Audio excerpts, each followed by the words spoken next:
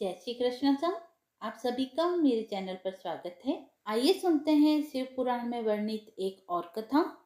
नारद जी का भगवान विष्णु को क्रोध पूर्वक फटकारना और श्राप देना। ऋषिगण बोले, हे महाप्राज्ञ, हे सूत जी, आपने बड़ी अद्भुत कथा का वर्णन किया है। भगवान शंकर की माया धन्य है। यह चराचर जगत उन्हीं के अधीन है। भगवान शंकर के वे दोनों गण जब अपनी इच्छा से चले गए, तब काम विलव और अपमान से क्रुद्ध नारद मुनि ने क्या किया? सूत जी बोले, शिव की इच्छा से विमोहित उस राजकुमारी के प्रति विशेष आसक्ति होने के कारण अन्य अर्थ अनर्थ के ज्ञान से रहित मुनि ने उन दोनों को यथोचित श्राप देकर जल में अपना मुख और स्वरूप देखा।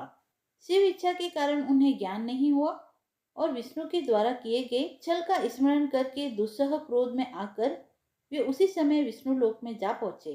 शिव की इच्छा से ज्ञान शून्य तथा समाधि युक्त जल रही अग्नि के समान क्रुद्ध वे विष्णु से अत्यंत अप्रिय व्यंग्य वचन कहने लगे। नारद जी बोले, हे हरे, आप बड़े दुष्ट हो, कपटी हो और समस्त विश्व को मोह में डालते रहते हो। दूसरों का उत्साह आपसे सहा नहीं जाता। आप मायावी हो, आपका अंतकरण मलिन है। पूर्व काल में आपने मोहिनी रूप धारण करके कपट किया, असुरों को वारुणी मदिरा पिलाई और उन्हें अमृत नहीं पीने दिया। छल कपट में ही रत रहने वाले हे हरि, यदि महेश्वर रुद्र दया करके विष न पीते तो आपकी सारी माया उसी दिन समाप्त हो जाती। हे विष्णु, कपटपूर्ण चाल आपको अधिक प्रिय है। आपका स्वभाव अच्छा नहीं है। भगवान शंकर ने आपको स्वतंत्र बना दिया है। परमात्मा शंकर के द्वारा ऐसा करके अच्छा नहीं किया गया। आप उनके प्रभाव बल को जानकर स्वतंत्र होकर कार्य करते रहते हो। आपकी इस चाल ढाल को समझकर अब भगवान शिव भी पछता रहे होंगे।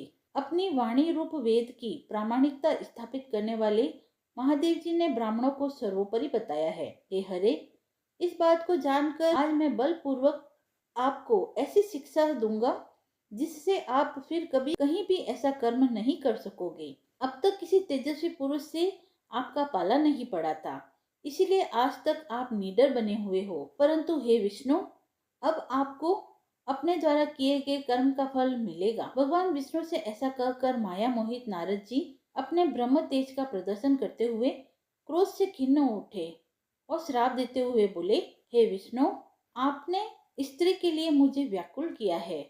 आप इसी तरह सबको मोह में डालते रहते हो। यह कपटपूर्ण कार्य करते हुए आपने जिस स्वरूप से मुझे संयुक्त किया था, उसी स्वरूप से हे हरे, आप मनुष्य हो जाओ और स्त्री के लिए दूसरों को दुख देने वाले आप भी स्त्री के वियोग का दुख भोगो। आपने जिन वानरों के समान मेरा मुंह बनाया था, वे ही उस समय आपके सहायक हो। आप दूसरों को दुख देने वाले हो, अतः स्वयं भी स्त्री के वियोग का दुख प्राप्त करो और अज्ञान से मोहित मनुष्यों के समान आपकी स्थिति हो। अज्ञान से मोहित हुए नारद जी ने मोहवश श्री हरि को जब इस तरह श्राप दिया, तब उन विष्णु ने शंभु की माया की प्रशंसा करते हुए उस श्राप को स्वीकार कर लिया। तदंतर महालीला करने वाले शंभु ने अपनी उस विश्व मोहिनी माया को, जिसके कारण ज्ञानी नारद मुनि भी मोहित हो गए थे, खींच लिया। उस माया के तिरोहित होते ही नारद जी पूर्ववत शुद्ध बुद्धि से युक्त हो गए। उन्हें पूर्ववत ज्ञान प्राप्त हो गया और उनकी सारी व्याकुलता जाती रही। इससे उनके मन में बड़ा विस्मय हुआ। वे पश्चाताप करके बार बार अपनी निंदा करने लगे। उस समय उन्होंने ज्ञानी को भी मोह में डालने वाली भगवान शंभु की माया की सराहना की। तदंतर यह जानकर कि माया के कारण ही मैं भ्रम में पड़ गया था, वैष्णव शिरोमणि नारद जी भगवान विष्णु के चरणों में गिर पड़े। भगवान श्री हरि ने उन्हें उठाकर खड़ा कर दिया। उस समय अपनी दुर्बुद्धि नष्ट हो जाने के कारण वे बोले, माया से मोहित होने के कारण मेरी बुद्धि बिगड़ गई थी, इसीलिए मैंने आपके प्रति बहुत दुर्वचन कहे हैं। हे नाथ, मैंने आपको श्राप तक दे डाला। हे प्रभु, उस श्राप को आप मिथ्या कर दीजिए। हाय, मैंने बहुत बड़ा पाप किया है। अब मैं निश्चय ही नरक में पड़ूंगा। हे हरे, मैं आपका दास हूँ, अतः बताइए मैं क्या उपाय करूं, कौन सा प्रायश्चित करूं, जिससे मेरा पाप समूह नष्ट हो जाए और मुझे नरक में न गिरना पड़े। ऐसा कहकर शुद्ध बुद्धि वाले मुनि शिरोमणि नारद जी पुनः भक्ति भाव से भगवान विष्णु के चरणों में गिर पड़े। उस समय उन्हें बड़ा पश्चाताप हो रहा था। तब श्री विष्णु उन्हें उठाकर मधुर वाणी में कहने लगे। विष्णु जी बोले, हे तात, खेद मत कीजिए, आप मेरे श्रेष्ठ भक्त हैं, इसमें संशय नहीं है। मैं आपको एक बात बताता हूँ, सुनिए। उससे निश्चय ही आपका परम हित होगा। आपको नरक में नहीं जाना पड़ेगा। भगवान शिव आपका कल्याण करेंगे। आपने मद से मोहित होने के कारण भगवान शिव की बात नहीं मानी थी, उनकी अवहेलना कर दी थी। उसी अपराध का ऐसा फल भगवान शिव ने आपको दिया है, क्योंकि वे ही कर्मफल के दाता हैं। आप अपने मन में यह दृढ़ निश्चय कर लीजिए कि भगवान शिव की इच्छा से ही यह सब कुछ हुआ है। सबके स्वामी परमेश्वर शंकर ही गर्व को दूर करने वाले हैं। वे ही परम ब्रह्म है, परमात्मा है। उन्हीं का सच्चिदानंद स्वरूप से बोध होता है। वे निर्गुण है, निर्विकार है और सत्व, रज और तम इन तीनों गुणों से परे हैं। वे ही अपनी माया को लेकर ब्रह्मा, विष्णु और महेश इन तीनों रूपों में प्रकट होते हैं। निर्गुण और सगुण भी वे ही है। निर्गुण अवस्था में उन्हीं का नाम शिव है। वे ही परमात्मा, महेश्वर, परम ब्रह्म, अविनाशी, अनंत और महादेव आदि नामों से जाने जाते हैं। उन्हीं की सेवा से ब्रह्मा जी जगत के सृष्टा हुए। मैं तीनों लोगों का पालन करता हूँ और वे स्वयं ही रुद्र रूप से सदा सबका संहार करते हैं। वे शिव स्वरूप से सबके साक्षी है, माया से भिन्न और निर्गुण है। स्वतंत्र होने के कारण वे अपनी इच्छा के अनुसार चलते हैं। उनका विहार, आचार, व्यवहार उत्तम है और वे भक्तों पर दया करने वाले हैं। हे नारद मुनि, मैं आपको एक सुंदर उपाय बताता हूँ, जो सुखद, समस्त पापों का नाश करने वाला और सदा भोग एवं मोक्ष देने वाला है। आप उसे सुनिए। अपने समस्त संशयों को त्याग कर आप भगवान शंकर के सुयश का गान कीजिए तथा सदा अन्य भाव से शिव के सतनाम स्तोत्र का पाठ कीजिए, जिसका पाठ करने से आपके समस्त पाप शीघ्र ही नष्ट हो जाएंगे। इस प्रकार नारद से कहकर दयालु भगवान विष्णु ने उनसे पुनः कहा, हे मुने, आप शोक न करें, आपने तो कुछ किया ही नहीं है। यह सब तो भगवान शंकर ने अपनी इच्छा से किया है, इसमें शंका नहीं है। उन्होंने ही आपकी दिव्य बुद्धि का हरण किया था, उन्होंने ही आपको काम का कष्ट भी दिया था और उन्हीं भगवान शंकर ने आपके मुख से मुझे यह श्राप भी दिलाया है। इस प्रकार उन्होंने संसार में अपने चरित्र को स्वयं प्रकट किया है। वे मृत्यु को जीतने वाले, काल के भी काल और भक्तों का उद्धार करने में तत्पर रहने वाले हैं। मुझे शिव के समान अन्य कोई प्रिय नहीं है। वे ही मेरे स्वामी हैं, सुख और शक्ति देने वाले हैं। वे महेश्वर ही मेरे सब कुछ है।